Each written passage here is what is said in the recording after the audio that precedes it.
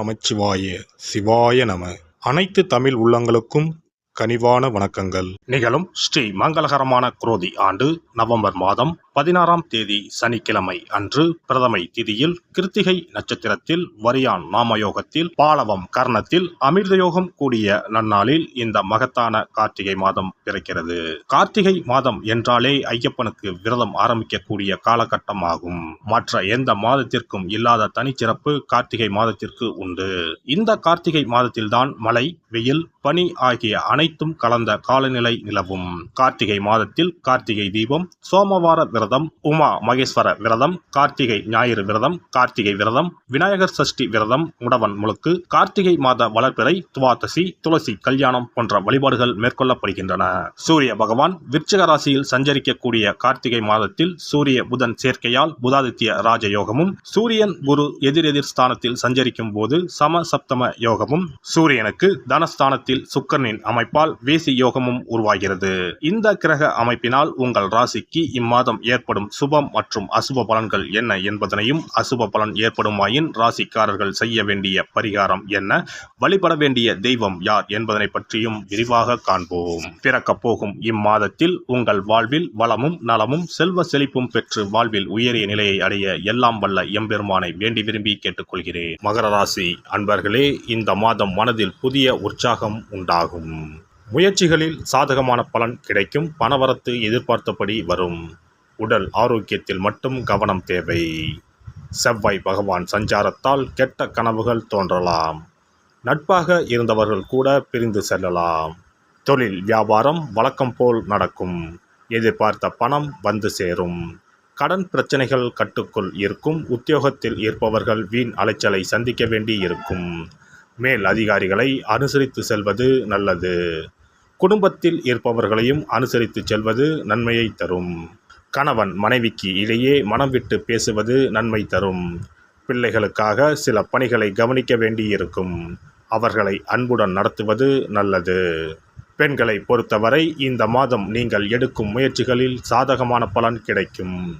உடல் ஆரோக்கியத்தில் கவனம் தேவை. பணவரத்து திருப்தி தரும். கலைத்துறையினருக்கு புதிய முயற்சிகளை தள்ளி போடுவது நல்லது. வீண் அலைச்சலும் காரிய தாமதமும் ஏற்படலாம், கவனம் தேவை. அரசியல் துறையினர் பல தடைகளை தாண்டி செயல்பட வேண்டியிருக்கும். எதிர்பார்த்த லாபம் வந்து சேரும். செயல் திறமை வெளிப்படும். சுதந்திரமாக செயல்படும் வாய்ப்புகள் கிடைக்கும். வரவேண்டிய பணம் வந்து சேரும். மாணவர்களுக்கு கல்வி தொடர்பான விஷயங்களில் எதிர்பார்த்த பலன் கிடைக்கும். மனதில் இருந்த கவலை நீங்கும்.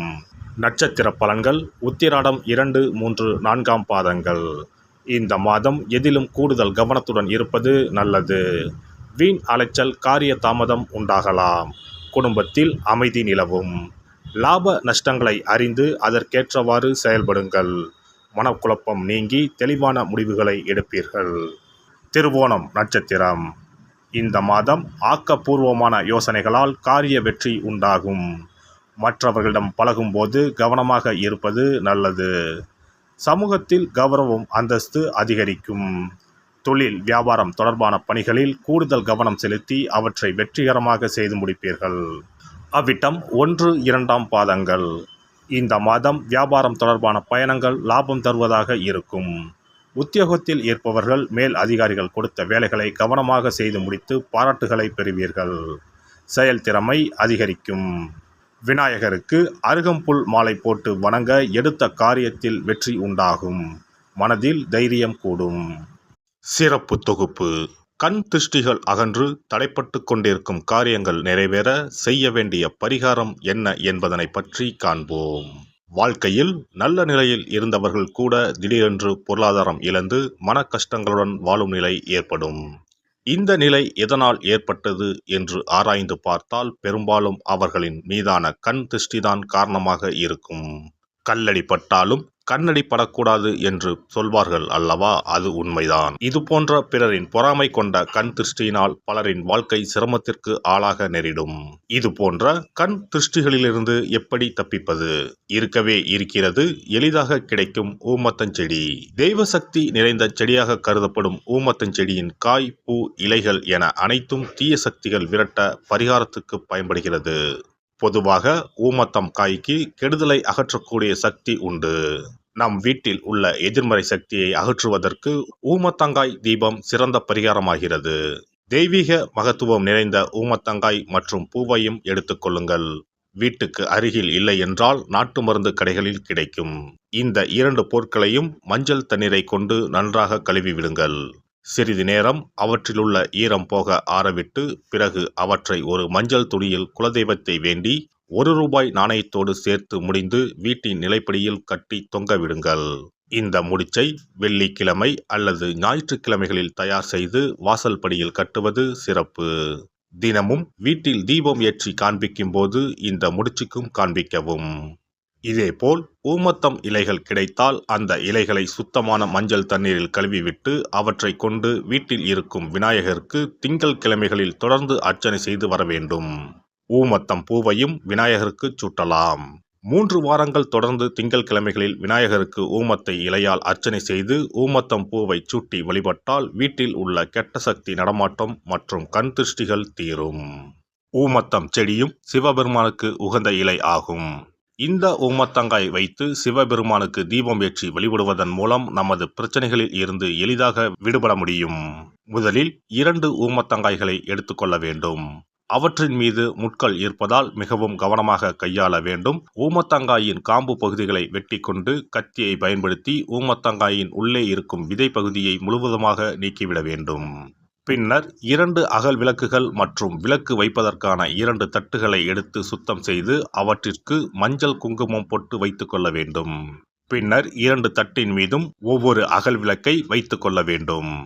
அதன் பிறகு எப்போதும் பூஜை செய்வதற்கு வைப்பது போன்ற வெத்தலைப்பாக்கு, பழம் போன்றவற்றை வைத்துவிட்டு 2 விளக்குகளையும் ஏற்றி சிவபெருமானை மனதார வேண்டிக் கொள்ள வேண்டும். எனக்கு இருக்கும் பிரச்சனைகள் அனைத்தும் தீர்ந்து இன்பமான வாழ்க்கை கிடைக்க வேண்டும் என வேண்டிக் கொள்ள வேண்டும். இந்த பூஜையை வெள்ளிக்கிழமை அன்று தொடங்கினால் தொடர்ந்து 9 வெள்ளிக்கிழமைகள் செய்ய வேண்டும். ஊமத்தங்காயின் மீது எவ்வாறு முட்கள் இருக்கிறதோ அதுபோல நமது வாழ்க்கையில் இருக்கும் முட்கள் போன்ற பிரச்சனைகளை அவை தீர்த்து வைக்கின்றன. இந்த பூஜையை நாம் தொடர்ந்து செய்து வருவதால் நம் மீது இருக்கும் கண் திருஷ்டிகள் அகன்றுவிடும். தீராத துயரங்கள் தீர்ந்துவிடும். பணம், நகை நம்மிடம் பெருகி வரும். சிலருக்கு கையில் சுத்தமாக பணம் இருக்காது. வறுமை தாண்டவமாடும். கடன் தொல்லையால் கஷ்டப்படுவார்கள்.